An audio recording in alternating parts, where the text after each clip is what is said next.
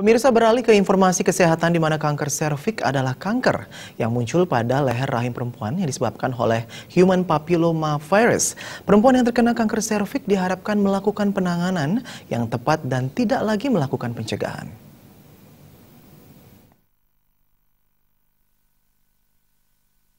Ketika seorang perempuan positif terkena kanker serviks, maka yang harus dilakukan yaitu melakukan penanganan, bukan melakukan pencegahan dengan vaksin.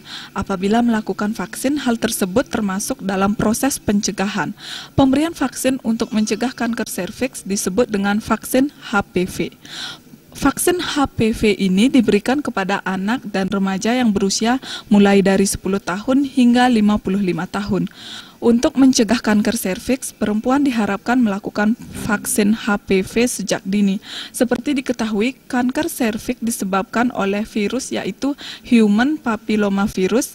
Human papillomavirus tidak hanya penyebab kanker serviks, tetapi juga penyebab kanker ovarium anus dan kanker yang lainnya. Ini sering merupakan pertanyaan dari kalangan masyarakat sendiri.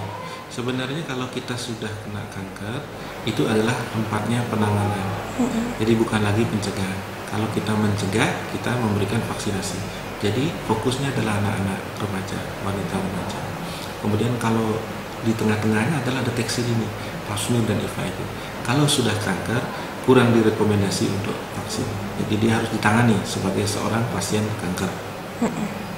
Dengan melakukan vaksin dan menjaga kebersihan organ perempuan ini diharapkan dapat mencegah kanker serviks.